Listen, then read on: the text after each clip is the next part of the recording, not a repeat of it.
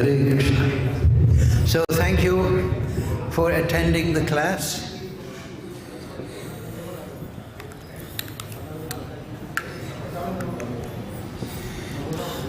We must have a madanga player, I'm sure. Hare Krishna. Hare Krishna.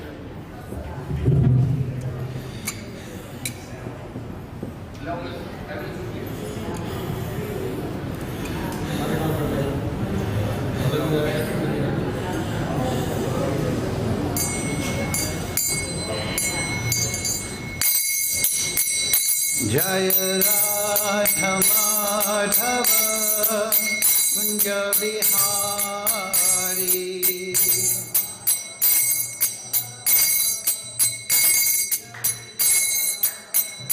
Jaya Radha Madhava Kunja Vihari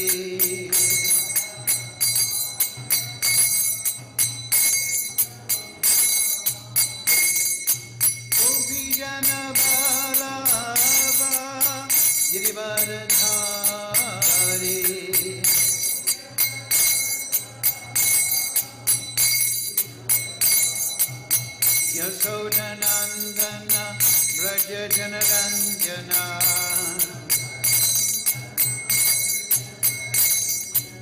Yasodhanandana Braja Janaranjana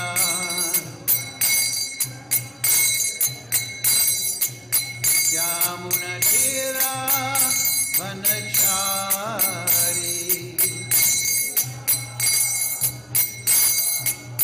Yamunatira Vanachari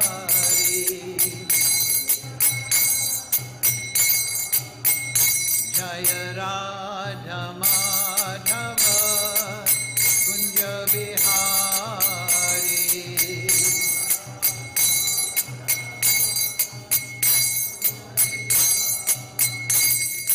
Gopi Jana Vallabha Girivaradhari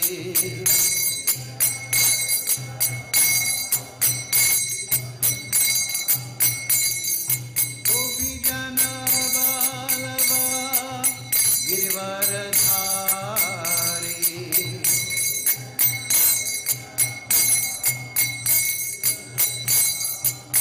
Yasodhanandana Braja Janaranjana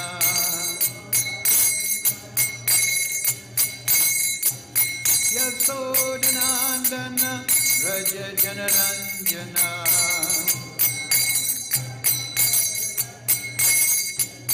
Yamunatira Vanachari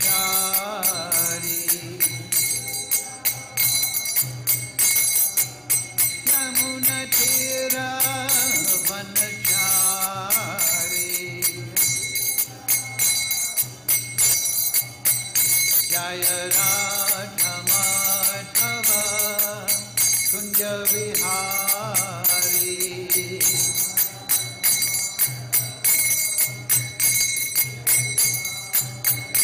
Hare Krishna Krishna Krishna Hare Hare Hare Ramo Hare Ramo Ramo Ramo Hare Hare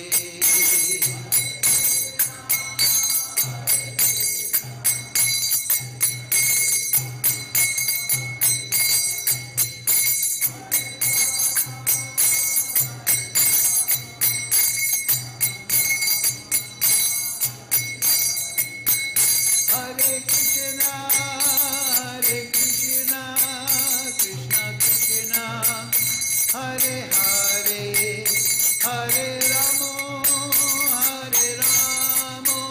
Ramo Ramo Hare Hare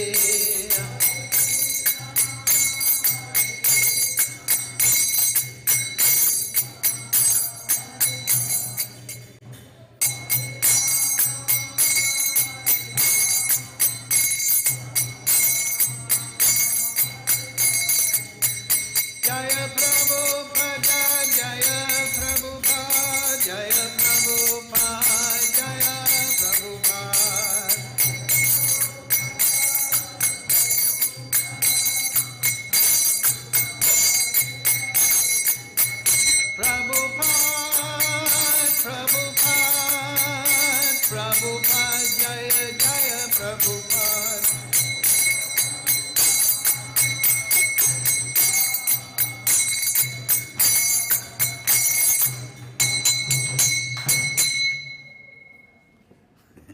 Okay.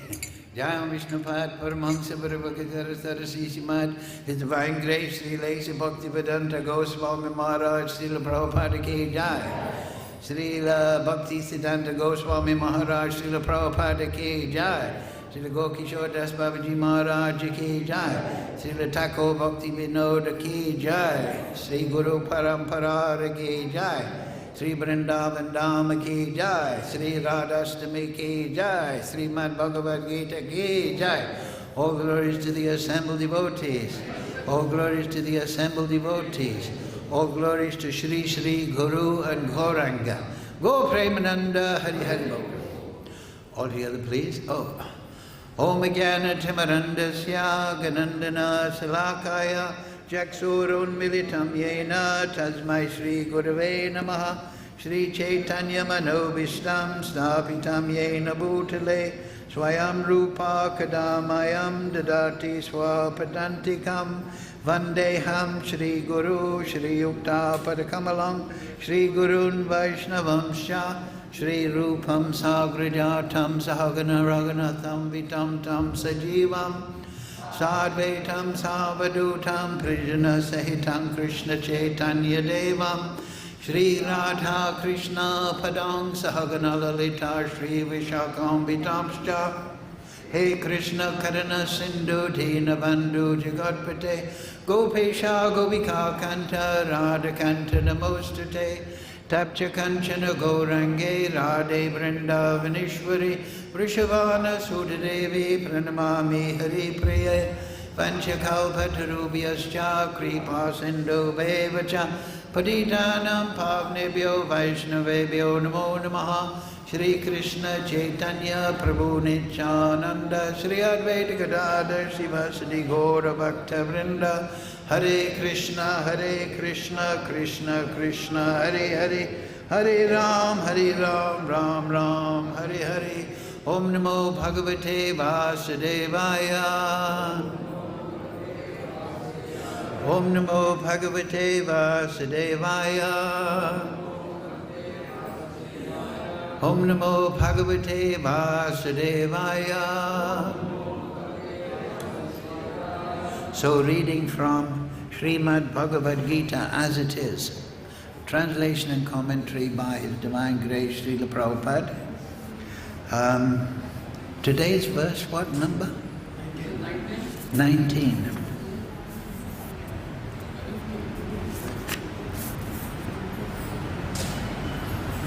Yes, okay. So, please repeat.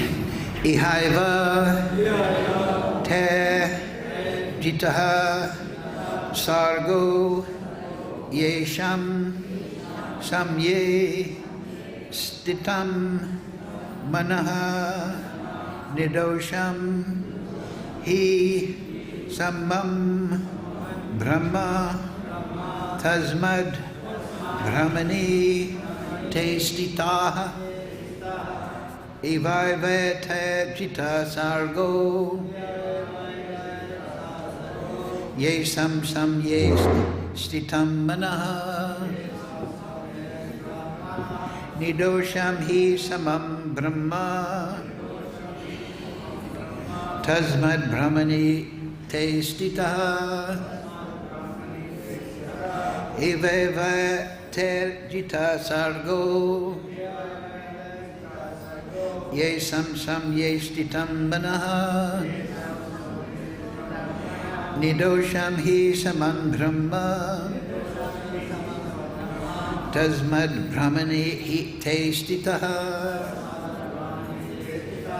ihaiva jitaḥ sargo, yeṣāṁ sāmye sthitaṁ manaḥ,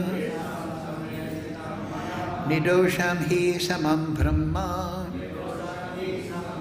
tasmād brahmaṇi sthitaḥ. Okay. Go ahead.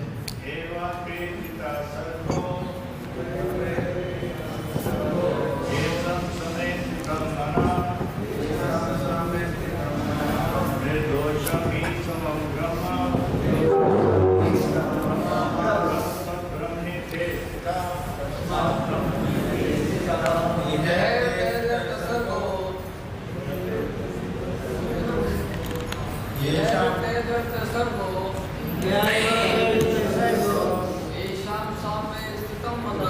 yeṣāṁ sāmye sthitam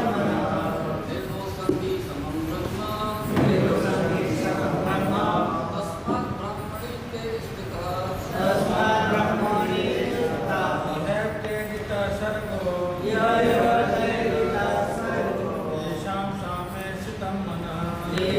sāmye sthitam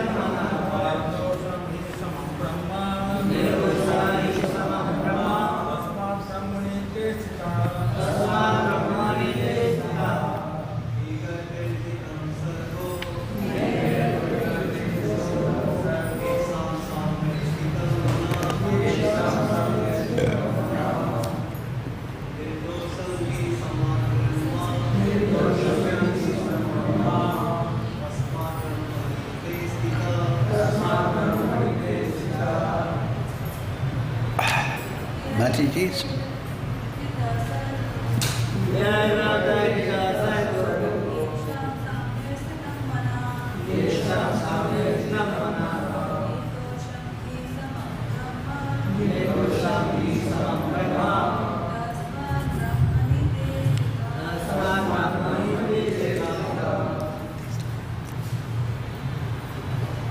So, word for word, please repeat.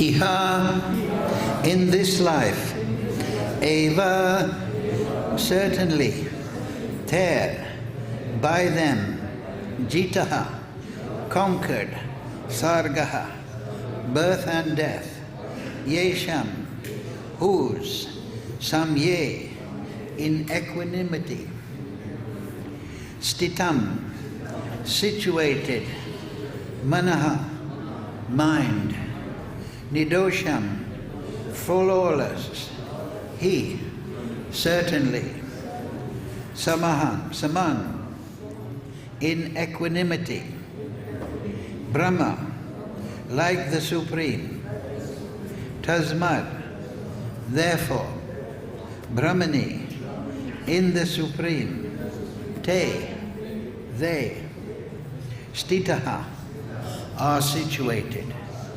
Translation, Srila Prabhupada. Those whose minds are established in sameness and equanimity have already conquered the conditions of birth and death. They are flawless like Brahman, and thus they are already situated in Brahman. Please repeat. Those whose minds are situated in sameness and equanimity have already conquered the conditions of birth and death. They are flawless like Brahman, and thus they are already situated in Brahman. Purport, Srila Prabhupada. Equanimity of mind, as mentioned above, is the sign of self-realization. Those who have actually attained to such a stage should be considered to have conquered material conditions, specifically birth and death. As long as one identifies with this body, he is considered a conditioned soul. But as soon as he is elevated to the stage of equanimity through realization of self, he is liberated from conditional life. In other words, he is no longer subject to take birth in the material world, but can enter into the spiritual sky after his death. The Lord is flawless because he is without attraction or hatred. Similarly, when a living entity is without attraction or hatred, he becomes flawless and eligible to enter into the sky, into the spiritual sky. Such persons are to be considered already liberated, and their symptoms are described below. Mukum karochi vachalam pangam naitegarim yadkripatamaham vande Sri Guru Dinatarinam. Ihaiva jitaḥ sargo yeṣāṁ sāmye sthitaṁ manaḥ nirdoṣaṁ hi samam brahma tasmād brahmaṇi te sthitaḥ.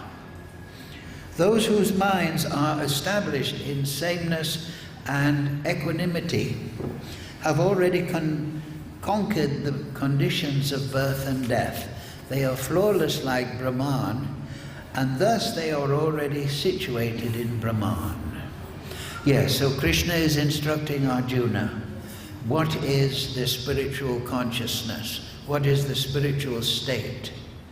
And we can derive from that instruction, first of all, what we should strive for. Right? When we're performing sadhana bhakti, we're trying to, as it says in the verse here, we're trying to conquer the conditions of birth and death. So what are the qualities we should cultivate in the period of sadhana? Sameness and equanimity. Now, in the purport, if you remember, Srila Prabhupada pointed out that by realization of self, Prabhupada says, that means our individual self, we develop these qualities naturally. We become detached from the material world. The material world causes agitation to the jiva, to the spiritual life of the jiva. So, by realization of the Supreme Self, he becomes liberated from the material conditions. This is the point Prabhupada makes in the purport. As long as one identifies with the body, he is considered a conditioned soul. But as soon as he is elevated to the stage of equanimity through realization of self, he is liberated from conditional life. So how do we become realized in the self? We become realized in the self by realizing the Supreme Self. We are angsa, mama angsa jiva loke, jiva bhuta sanatana. We are angsa, we are particle of Krishna. We are samples of Krishna. We are like the spark, and Krishna is the fire. Krishna is the mountain of gold, and we are a particle of gold. So our true nature becomes revealed when we are in relationship to Krishna. Otherwise, we're like a spark that comes out of the fire and loses the fiery quality. When the spark or the ember is in the fire, then it is also fiery. But if it is taken out of the fire, then it becomes dull. It loses its fiery quality. So how do we realize that Supreme Self? Bhakti ma bhavijanati yavanyas tasmi tatvata. We realize the Supreme Self by bhakti. We've already seen, we discussed last week, that in the Vedas there's three kanda. There is karma kanda, there is jnana kanda, and there is upasana kanda. Karma means work, which is born out of our material conditioning. We have tendency towards Sudra work, towards Vaishya work, towards Kshatriya work, towards Brahminical work, and of course mixed, they're not just separated. So that is born out of our contact with the material modes of nature. Tamagun will give the kind of work mentality. Work is the be-all and end-all. A touch of Rajagun will make the living entity become fruitive. I want to make business and make profit. And then a little more mode of goodness and passion is the Kshatriya quality. Ishwarabhav, I want to be a big man, I want to be a big politician, I want to be in the army, I want to be controller, Ishwarabhav. And the Brahminical tendency is, oh, I'm a student of life and the world, I'm interested in spirit. In this way, the mode of passion, ignorance and goodness. Passion makes us want to enjoy the world. So that is the asura. He wants to enjoy wine, women and song and the nice things of the material world. The Rakshasa, predominantly in the mode of ignorance, wants to control the material world. His enjoyment is dominating this world. So we have history. The archetypes are Ravana, H.G.Keshi, and many tyrannical figures. They want to dominate. And then the person in the mode of goodness, they want to live in harmony with the material world. So the person mode of ignorance makes us greedy and violent and domineering. The mode of passion makes us want to enjoy sensuality. The mode of goodness makes us want to live in harmony with nature. So these are all conditioned states. So karma is born out of this conditioned mood. So then also karma kanda deals with that.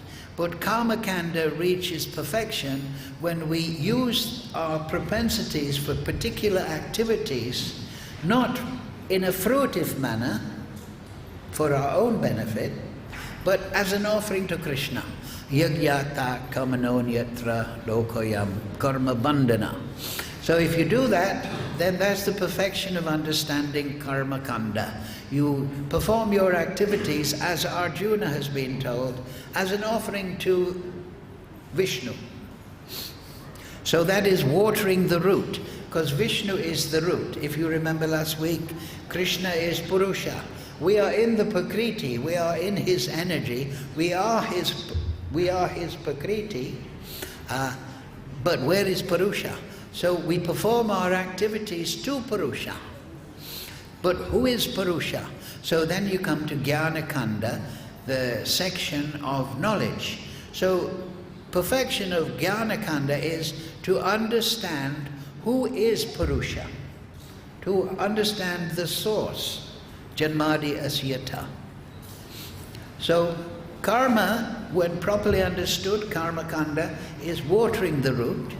Jnana kanda is showing us who is the root, who is the origin, who is the creator.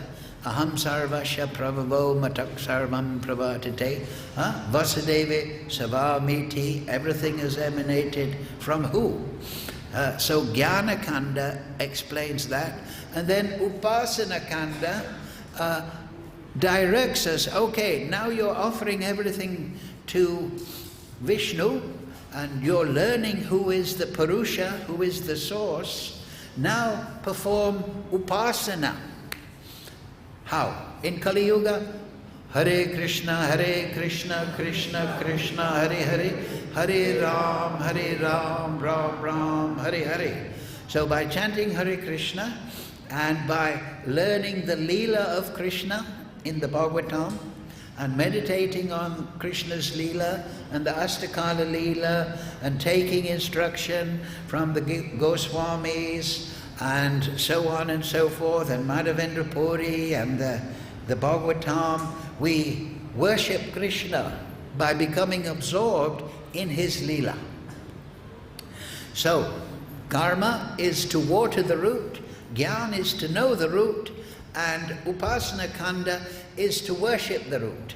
And so then, that is the progressive.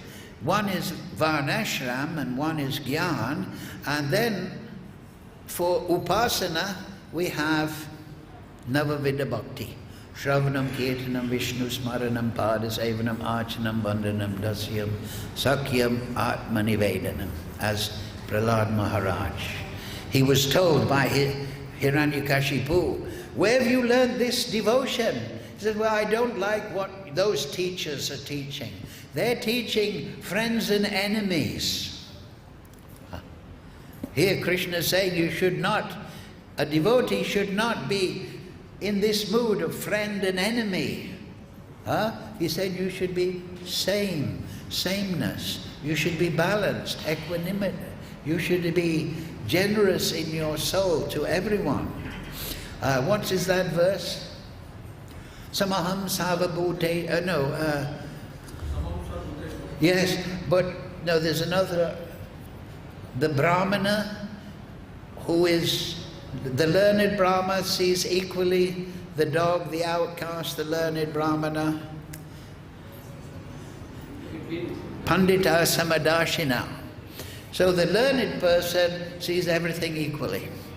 So, if we perform bhakti, worship Krishna, through hearing about Krishna, the Bhagavatam, chanting about Krishna, performing smaranam on his leela, padasevana, doing service to Krishna, archanam, worshipping the deity form, vandanam, chanting mantra, prayers, dasyam, taking the mood of service, sakyam, as we become realized in Krishna, we become intimate, we become friendly with Krishna, Krishna takes us as his friend, and then atmanivedanam, surrender everything.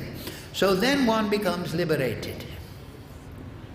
Then one will become established in sameness and equanimity. Because instead of being the consciousness focused on the material world and friends and enemies and good and bad and gold and metal and I want this and I don't want this, instead of this storm, this whirlwind within the mind will be resting on the Leela of Krishna. And then one will be detached from the illusory concepts of good and bad in the material world. So that is the process, as Prabhupada points out very nicely in the purport. We realize ourself. We have to realize ourself. But ourself can only be realized properly in relationship to the Supreme Self. What is that sloka? Nitya Jivera Swarupoi Nityera Krishna Das. Alright? So our Swarup is Krishna Das. Then there is also on this subject in the Bhagavatam, Muktir Hitabam Yata Rupam Swarupena Abhavashtitihi. That is in 3rd canto. What is mukti? Because this is talking about mukti in the purport. You must become liberated from the material modes, your material conditioning, by identifying with your swarup, muktir. You become liberated by being situated in your swarup. Now that is very instructive, because many people without full understanding will think, I'll become liberated by identifying with Brahman. Right? Or the voidist will think, I will become liberated by having no desire. Right?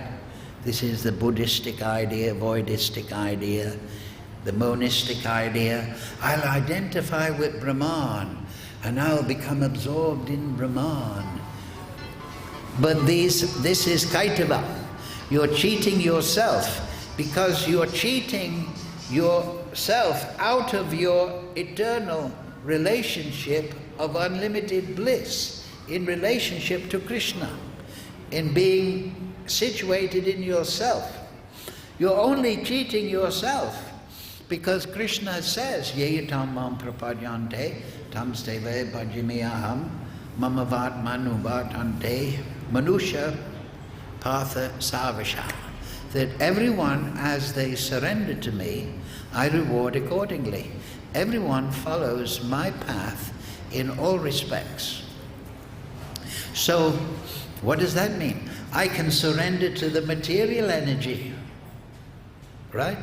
And I can chase things in the mode of passion, the mode of ignorance, and I can focus my consciousness in the material energy.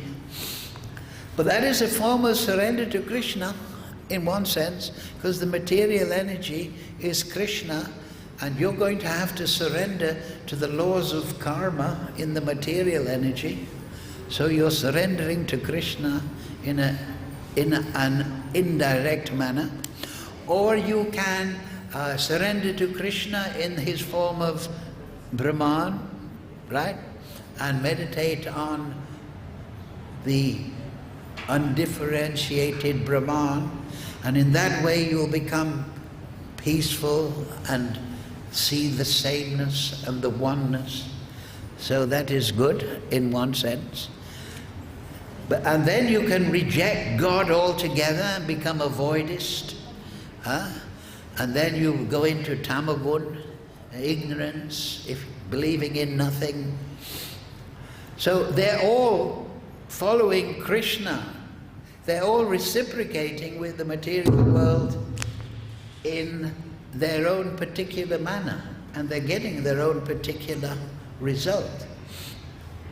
But that is not the recommendation of the Vedas. The Vedas say perform upasana, worship the Supreme Source, and become realized in the Supreme Source, and then you will get eternal life full of bliss and knowledge in the transcendental world, in the transcendental lila. And that, muktir hitavan yata rupena, swarupena, avavashtiti, then you become situated in your deepest manifestation of the self. Just to become realized in Brahman is not the full manifestation of yourself. Let us see this. Oh, in the 12th chapter,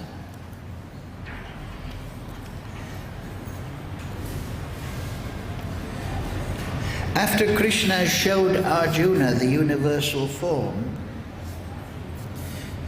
then there's a discussion on this.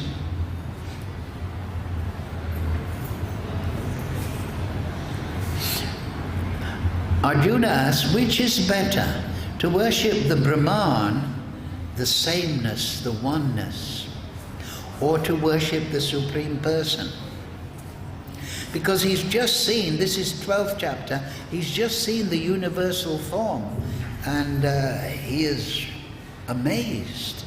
He's enlightened the power and majesty of the Supreme Lord in his control of the material energy as the Virat Rupa. So he asks Krishna, which is better, to worship the Brahman or to worship the Supreme Person? Krishna answers, for those whose minds are attached to the unmanifested, impersonal feature of the Supreme, advancement is very troublesome. To make progress in that discipline is always difficult for those who are embodied. Why is it difficult? Because it's boring. If you're just going to meditate on energy, devoid of lila, devoid of qualities, how are you going to get nectar? So you will return from your Brahman meditation into this world, and maybe you'll do welfare work, open canals, or a hospital, or educational work, or something. Because the soul is not meant to be static. The soul is meant to be active. It has the nature. Krishna is Leelamai. He is active. So if we go to Brahman, we become static, meditating in Brahman. But if we go to Krishna, we become ecstatic. We perform activities in the spiritual energy and become ecstatic. If we perform activities in the material world, we become bound by birth, death, old age and disease in the cycle of reincarnation. So, Krishna explains that. That's very troublesome, Arjuna. Don't do that. But then he says, but those that worship me, giving up all their activities unto me, karma yoga, performing activities, and being devoted to me without deviation, devoted, upasana, engaged in devotional service and always meditating upon me, meditating on me in my nam, rup, guna, lila, in my name, my form, my qualities, my pastimes, having fixed their mind upon me, O son of Pritha. For them I am the swift deliverer from the ocean of birth and death. Then Krishna explains, very interesting. Arjuna, winner of wealth, if you cannot fix your mind upon me without deviation, then follow the regulative principles of bhakti yoga, sadhana, and in this way develop a desire to attain me. So that is a good, Krishna is explaining everything very nicely. Of course, he's unlimitedly intelligent. He learnt everything though from Nanda Maharaj. So the point is that yes, okay, I want to go to the Leela of Krishna, I want to realize Krishna, I want to be fixed in my swarup, but I don't really have that. I'm still attracted to the material world. So the bridge is sadhana bhakti, upasana, shravanam, kirtanam, vishnu smaranam, padasevanam, archanam. In a disciplined manner, a regulated manner, we follow regulative principles of freedom, as it's translated, and we hear and chant, and we remember Krishna, and we serve Krishna, and we study the Bhagavatam. And then the result of that is you develop a desire to attain me. Because somebody may ask, well, it's all very nice, but I'm not really attracted to Krishna. Well, through sadhana, you develop rag, and then rag will develop into rati, attachment, and then rati, attachment, will develop into prema. So this is very important. And in Kali Yuga, we must hear the Bhagavatam and we must chant Hare Krishna, Krishna Krishna, Hare Hare, Hare Ram, Ram Ram, Hare Hare. The Bhagavatam, sadhu sangha, and chanting the holy name, these are particularly empowered with Nityananda Shakti in Kali Yuga. They have Guru Shakti within them. Anyone who starts to chant, they will naturally inquire about spiritual things. If they read the Bhagavatam, they'll become satisfied. If they take sadhu sangha, then they will lose the taste for materialistic association. Asat sangi chak, e Vaishnav achar.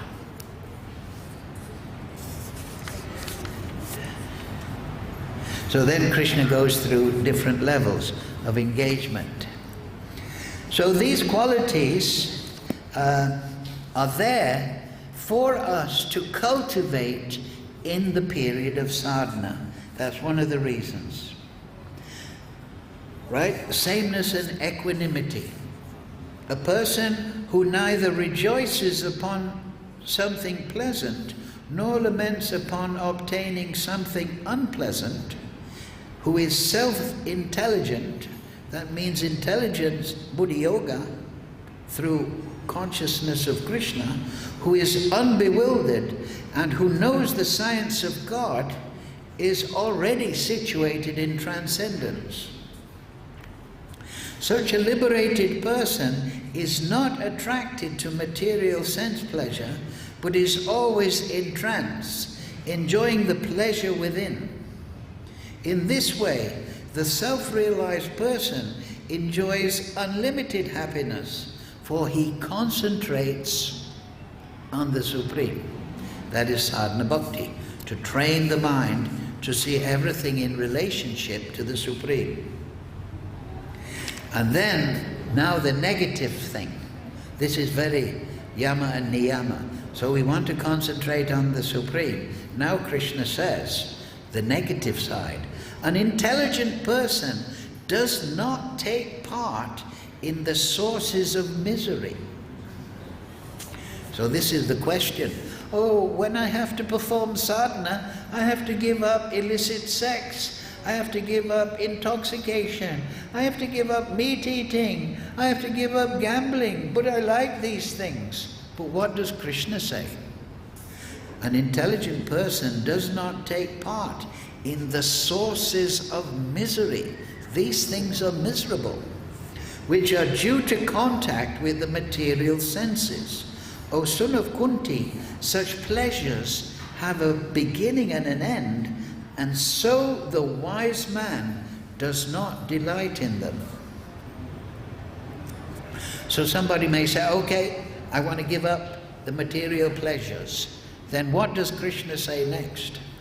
Okay, I want to concentrate on the Supreme. I want to give up the sources of misery, meat eating and gambling and unlimited sex life and intoxication. But, you know, I've still got the taste. Then Krishna, and you're talking about having the higher taste and becoming peaceful. Then Krishna explains something. Before giving up this present body, if one is able to tolerate the urges of the material senses and check the force of desire, material desire, and anger, material desire, rajagun, anger, tamagun, he is well situated and happy in this world, because then he's going to be in the mode of goodness. And then, very important sloka, one whose happiness is within, that means within consciousness, is situated within. He's not bahirmukh, he's antirmukh. He's situated with Krishna, within his soul, who is active and rejoices within, whose aim is inward, is actually the perfect mystic. His aim is Krishna. Huh? There is a reference on the text below. Yeah, anyway, never mind, later. He is liberated in the Supreme, and ultimately he attains the Supreme. So we have to tolerate, as long as we have the material body, we have to follow the practices of sadhana. There's also good advice Krishna gives in the 13th chapter. Nature, the enjoyer and consciousness. Krishna gives a list of things that are good for our sadhana.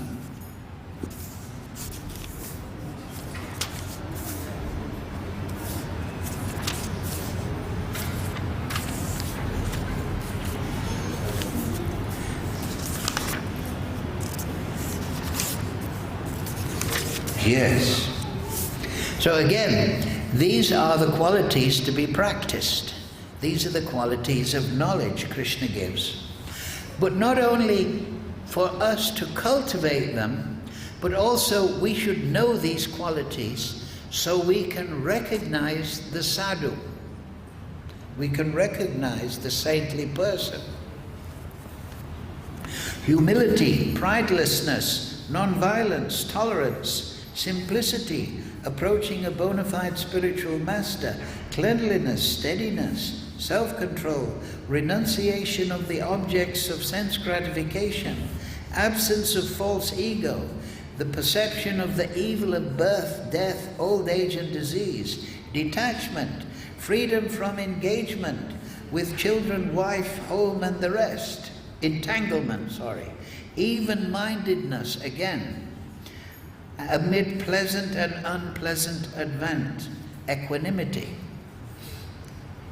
Constant and unalloyed devotion to me, aspiring to live in a solitary place, detachment from the general mass of people, accepting the importance of self-realization and philosophical search for the absolute truth, studying the Bhagavatam, all these I declare to be knowledge, and besides this, whatever there may be is ignorance. So these are the qualities to be cultivated, and they are the qualities to be seen in the sadhu. Because what is the sadhu? Srotriyam brahmanishtakam. He is learned in the Vedas and brahmanishta. He's situated in Brahman, like that verse. So, and therefore, 929, that verse. And why does he become balanced and sameness and develop all these good qualities in relationship to Krishna? Because Krishna explains, here's an important point on this. Krishna explains in 929, right? You know this sloka.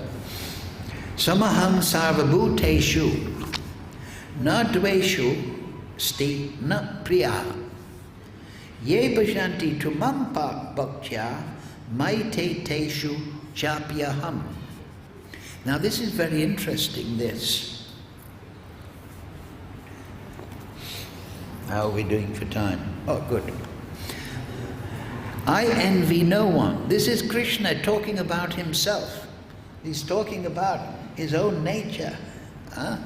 Because remember earlier in 4th chapter, Janma kama tame divyam evam yovati tatvataha takva deham punarjanma naitimam etisorjana. That if you realize me, my spiritual nature, that qualities of my Leela, then you'll never take birth in this world.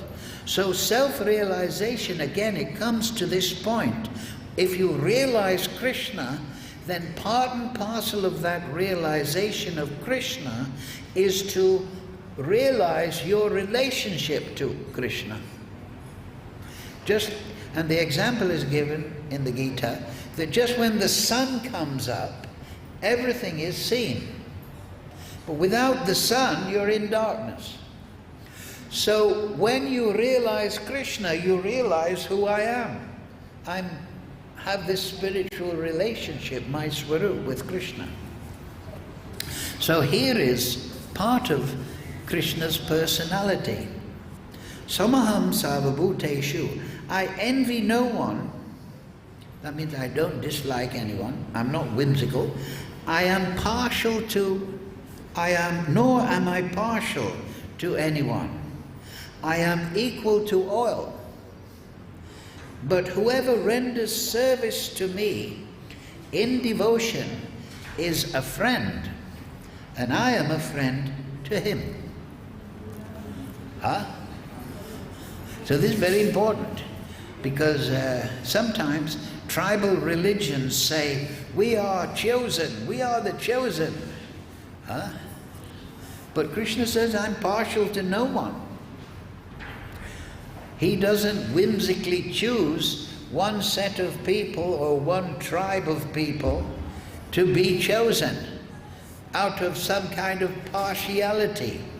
Now, if I have 10 children and I choose one as my favorite and I disregard the others, that is a fault. That's the fault of partiality. I'm the father, I should be equal to all my children. If I'm favorite, pick one, and I disregard the others, that is a fault. Krishna says, no, I'm not partial to anyone. But I also don't dislike anyone. So in this material world, in the tribal religions, some will say, we are chosen by God, and you are not, you are of the devil. And then another tribal religion will come along and say, no, you're not chosen by God, we're chosen by God. They're also nonsense. Then another religion, so-called religion, tribal religion, will come along and say, no, you're not the chosen people of God, we are. And if you don't accept us, we're going to kill you because you belong to the demons. And then the atheist will come along and say, all you religious people are all bogus. And so we're going to kill people who believe in religion. And we're going to have communism. And if you don't accept communism, we'll send you to the labor camp in Siberia. Right? So this, in English, this is called messianism. You think that you're on a mission from God to teach people what the right thing is. And then a lot of people will also say, why does God allow all these bad things in the world? Right? They never ask. They say, why doesn't God get rid of all the bad in the world? They never think, why don't you get rid of the bad in your heart?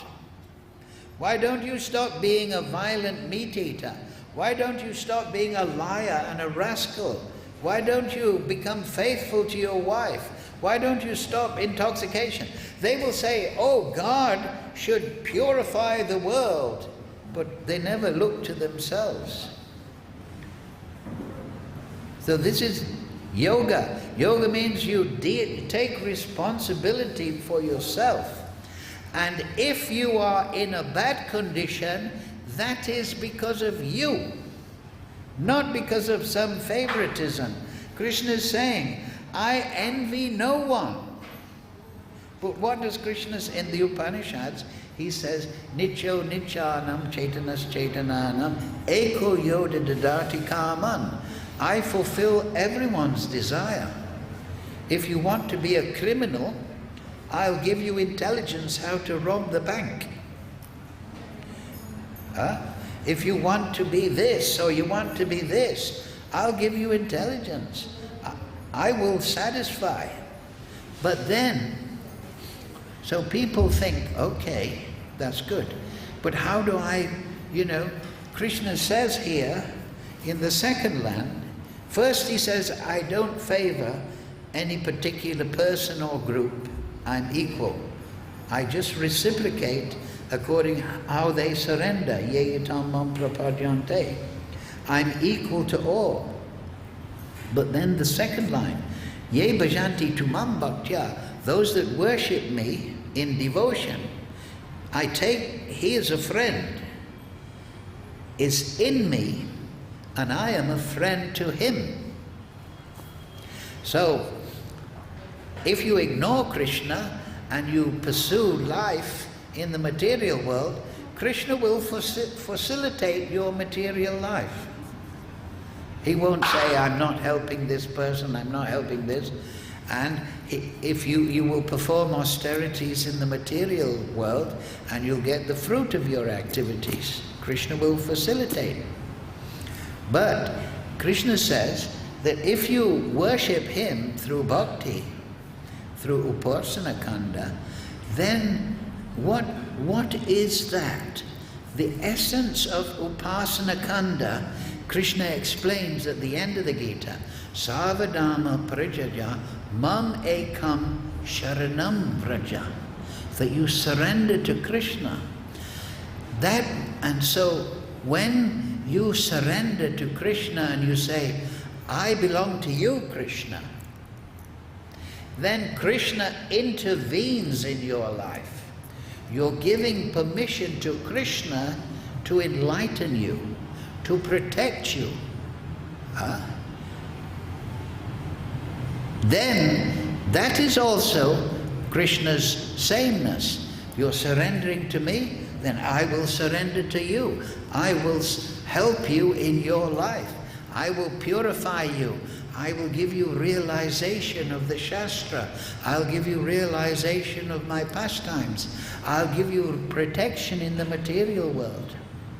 So Krishna reciprocates and acts according, and he is same to anyone. But the recommendation is that if you surrender to Krishna, then Krishna shelters you. And same thing again. If I have 10 children and 5 stay at home and they help me in my house and my family affairs, I help them. But if I have the other 5 children, they leave home and they go off in the world, they don't communicate with me, they're not favorable to me, they're ignoring me, what can I do for them? So when you surrender to Krishna, you develop the shelter of Krishna. But if you ignore Krishna, then you're under the material modes. You're in the material world. You're going to be karma bandhana, lokoyam karma bandhana. You're going to be bound by the material energy. But Krishna cannot be found fault. He's not being partial. He is saying, all of them, as they surrender unto me, I reciprocate. You see the point? It's not like, oh, I make him surrender. I make him surrender. No, I make him go to hell. I choose these people and I don't choose those people. That is not Krishna. The devotee is full of equanimity. He is same, he is equal. Pandita samadashana, because that is the quality of Krishna. He is eko yoda dadati kamam. He is fulfilling the desires of everyone. So if you have the desire to be an atheist or a communist, or to adopt false philosophies, Krishna will give you intelligence in that direction. But if you want to become his devotee, tesham satata yuktanam didami buddhi yogam tam yenamam upayantite, then Krishna will give you intelligence how to be a devotee. But he's being equal to everyone. He is reciprocating with you. He is not forcing you. And so this is a wonderful quality to meditate upon Krishna. Krishna is unlimited power and Shakti, but he doesn't impose himself on the living entity. He doesn't bully the living entity. He may give suggestions through the sadhus, through the preachers, through the Shastra. He may even speak give you conscience. Don't do that, it's a bad thing. But he doesn't impose himself.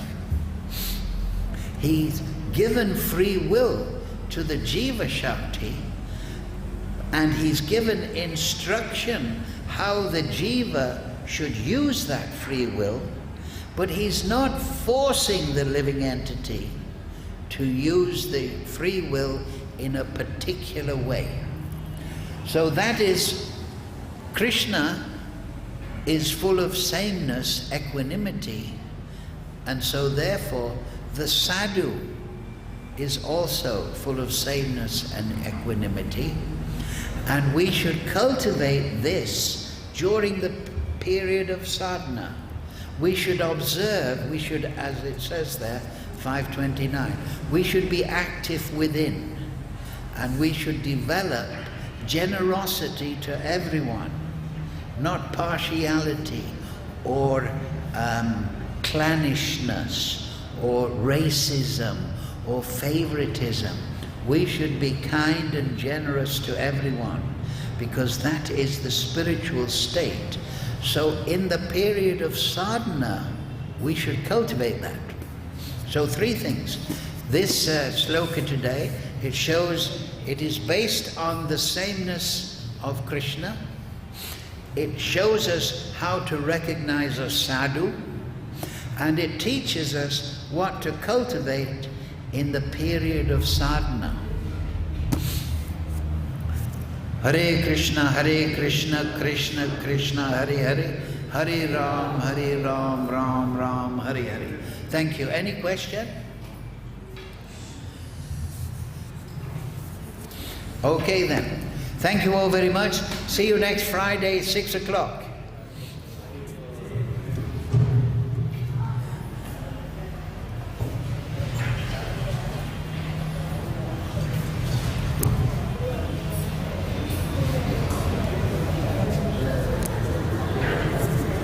Okay.